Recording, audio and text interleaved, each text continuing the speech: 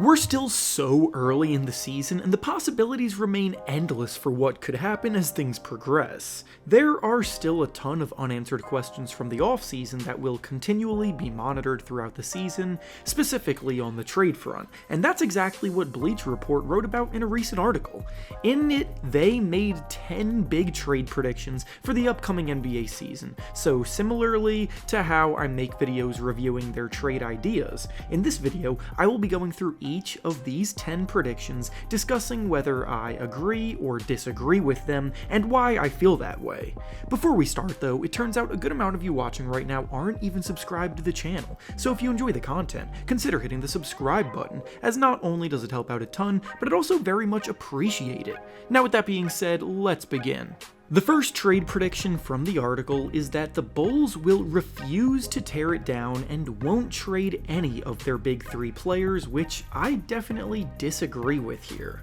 Now, I will say that the Bulls definitely don't want to give up on the core that they've put in place, so if the season were to go down how they're hoping for it to go down, then this prediction would be true. My issue with it is the fact that I just don't see any way the team doesn't fall short of those expectations again, like they did last year, which would then force the team's hand. The play-in tournament is realistically the team's ceiling, and if they're struggling to even be in that range of the standings by the trade deadline, then they'll need to take a long, hard look in the mirror at their current situation, which includes DeMar DeRozan likely leaving when he becomes a free agent this summer. I think, at minimum, DeRozan gets moved this year, and that could be the domino that sparks more deals for them. The next trade prediction in the article is that the Trailblazers will trade Jeremy Grant this season, which I do agree with. I've said this in a few other videos throughout the summer, but when the Blazers re-signed Jeremy Grant this summer, it felt like a move that they only made to try to keep Damian Lillard happy at the time.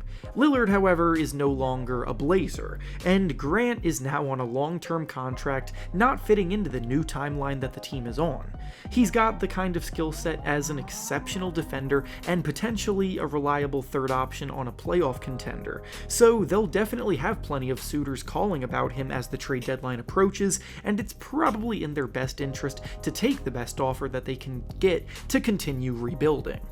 The next trade prediction from the article is that the Hornets will trade away Gordon Hayward to embrace the tank, and this is another one that I do agree with. Hayward is another veteran player on a losing team that could still play an impactful role in a team's rotation trying to win games, and he's on an expiring contract, so the Hornets would be wise to get what they can for him in return before he instead leaves them for nothing in return. He's not the all-star that he used to be by any means, but he's still a reliable shooter who can give you good minutes on the wing in a secondary role. The Hornets are unlikely to make a significant push this year, so they too should focus on potential return.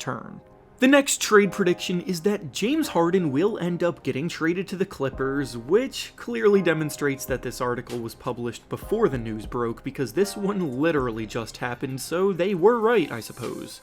The next prediction they have in the article is that Joel Embiid won't get traded this year, but he will continually be surrounded by trade rumors, which is definitely the truth. This one isn't even really that hot of a take or a crazy prediction, it's just the truth of the matter. Things have not gone as well as many hoped they would in Philadelphia, and specifically for Joel Embiid, and while everyone loves to predict superstars changing scenery, Embiid is not going anywhere this year. Teams will continue to monitor his situation, and rumors will swirl, but there is zero chance that he gets moved this year. The 76ers have max cap space for free agency next summer and will at least see what the team can do with that money before making any brash decisions. The next prediction is that the Spurs will trade for talent to try to win now at the trade deadline, which is one that I disagree with. The Spurs looked good in their season opener against the Dallas Mavericks, and they should be a fun team to watch throughout the year, but the regular season is a long 82-game grind, and I just do not buy into the idea that they could end up being one of the teams in the playoff hunt with how many good teams that there are in the Western Conference. Trying to rush the process would be a mistake for the Spurs, because their young core has been developing very nicely at the pace that they're going at, so they should continue to progress naturally with the pieces that they have, and then reevaluate next offseason when Victor Wembanyama has a full season's worth of experience under his belt. The next prediction is that the Raptors will trade at least one of Pascal Siakam, Scottie Barnes, and OG Anunoby, which is another prediction that I do agree with. The Raptors are similar to the Bulls in that they're a middling team with a limited ceiling and key players about to hit free agency next summer, being OG Anunoby and Pascal Siakam. The moves they made this summer indicate that they're not ready to abandon ship yet, but OG Anunoby has especially been in rumors and reports about him not being happy in Toronto for a while now, and of the three mentioned in this prediction, he's the one that I believe will be shipped out. He's one of the best perimeter defenders in the league, he's an above-average shooter, and he gives you about 16 points per game. Any team in need of an upgrade on the wing would love to have him, and the Raptors would be foolish not to let him go, since it seems like a guarantee that he would leave them for nothing in return this summer in free agency. The next prediction in the article is that the Mavericks will trade for a starting center, which is yet another one that I do agree with. The Mavericks have done a pretty good job solidifying their front court around Luka Doncic and Kyrie Irving by bringing in Grant Williams and Derrick Jones, along with drafting Derek Lively. And while Lively has already started to show flashes as a center who can run the two-man game with their ball handlers, finish well around the basket, and block a few shots, he's still very raw, and you don't want to have to rely that heavily on a raw rookie when you're a team in the Mavericks position. Clint Capella is a player I can absolutely see the Mavericks going after, because he still definitely has gas left in the tank, but his backup in Atlanta, Onyeka Okongwu, who the Hawks drafted in the lottery a few seasons ago, is looking more than ready to take over the starting gig there, so he could become expendable. The next prediction is that the Pistons will trade Bojan Bogdanovic for multiple first-round picks, which is a disagree for me for sure.